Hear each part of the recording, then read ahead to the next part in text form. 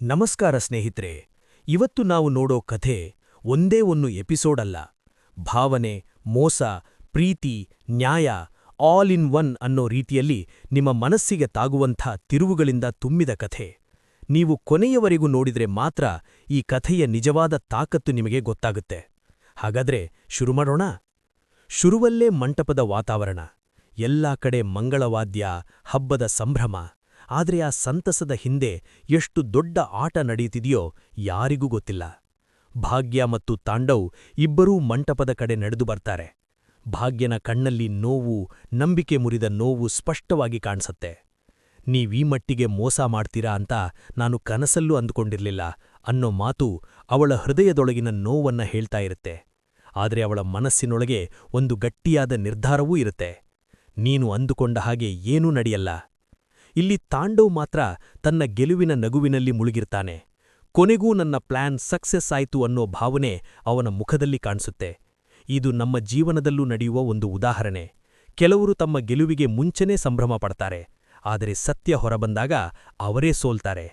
ಅದೇ ರೀತಿ ಇಲ್ಲಿ ತಾಂಡವ್ ಕೂಡ ತನ್ನ ಪ್ಲಾನ್ ಗೆಲ್ಲುತ್ತೆ ಅಂತ ಭ್ರಮೆಯಲ್ಲಿರ್ತಾನೆ. ಪೂಜಾರಿ ಮಂತ್ರಗಳನ್ನ ಶುರು ಮಾಡ್ತಾರೆ. ಎಲ್ಲ ಸಿದ್ಧತೆ ಆಗತ್ತೆ. ಕುಸುಮಿಗೆ ಮಾತ್ರ ಮನಸ್ಸಿಗೆ ತುಂಬಾ ಬೇಜಾರಾಗುತ್ತೆ. ಭಾಗ್ಯ ಯಾಕೆ ಇಷ್ಟು ದೊಡ್ಡ ನಿರ್ಧಾರ ಮಾಡ್ತಾಳೆ ಅನ್ನೋ ಪ್ರಶ್ನೆ ಅವಳ ಮನಸ್ಸನ್ನ ಕಾಡುತ್ತೆ.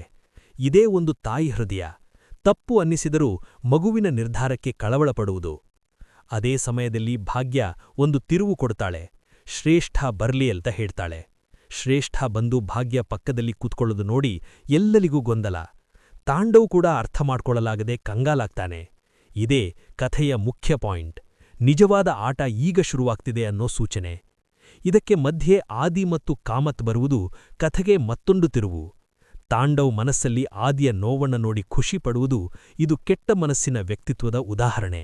ಆದರೆ ನಮಗೆ ಗೊತ್ತಿಲ್ಲ, ಅದೇ ಆದಿ ಈ ಕಥೆಯ ಹೀರೋ ಆಗಿ ಹೊರಹೊಮ್ಮುತ್ತಾನೆ. ಹಠಾತ್ತಾಗಿ ಇನ್ಸ್ಪೆಕ್ಟರ್ ಆಗಮನ. ಇಡೀ ವಾತಾವರಣವೇ ಬದಲಾಗುತ್ತೆ. ಮದುವೆ ಮಂಟಪ ಒಂದೇ ಕ್ಷಣದಲ್ಲಿ ವಿಚಾರಣಾ ಸ್ಥಳ ಆಗುತ್ತೆ. ಇದು ಎರಡನೇ ಮದುವೆ ಅಲ್ವಾ ಅನ್ನೋ ಪ್ರಶ್ನೆ ತಾಂಡವ್ನನ್ನ ನಡುಗಿಸ್ತದೆ. ತಾಂಡವ್ ಸುಳ್ಳು ಹೇಳಿ ತಪ್ಪಿಸ್ಕೊಳ್ಳಕ್ಕೆ ಪ್ರಯತ್ನಿಸ್ತಾನೆ, ಇದು ಮರುಮಾಂಗಲ್ಯ ಅಂತ. ಆದರೆ ಸತ್ಯ ಎಷ್ಟು ದಿನ ಮುಚ್ಚಿಟ್ಟರೂ ಒಂದು ದಿನ ಹೊರ ಬರುತ್ತೆ ಅನ್ನೋದಕ್ಕೆ ಇದು ಸೂಕ್ತ ಉದಾಹರಣೆ. ಇನ್ಸ್ಪೆಕ್ಟರ್ ಒತ್ತಡ ಹೆಚ್ಚಿಸ್ತಾ ಸೈನ್ ಮಾಡು ಅಂತ ಹೇಳುವಾಗ ತಾಂಡವ್ ಗಾಬರಿಯಾಗ್ತಾನೆ.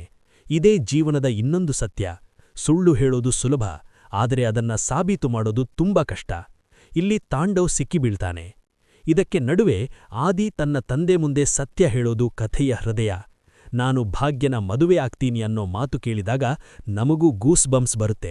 ಇದು ಪ್ರೀತಿಯ ಶಕ್ತಿ. ಸತ್ಯದ ಜೊತೆ ಸೇರಿದ ಪ್ರೀತಿ ಯಾವಾಗ್ಲೂ ಗೆಲ್ಲುತ್ತೆ ಅನ್ನೋದಕ್ಕೆ. ಕೊನೆಗೆ ತಾಂಡವ್ ತಾನೇ ತನ್ನ ಬಾಯಿಂದ ಸತ್ಯ ಹೇಳ್ಬಿಡ್ತಾನೆ. ಶ್ರೇಷ್ಠ ನನ್ನ ಹೆಂಡತಿ, ಅವಳ ಹೊಟ್ಟೆಯಲ್ಲಿ ನನ್ನ ಮಗು ಅಂತ.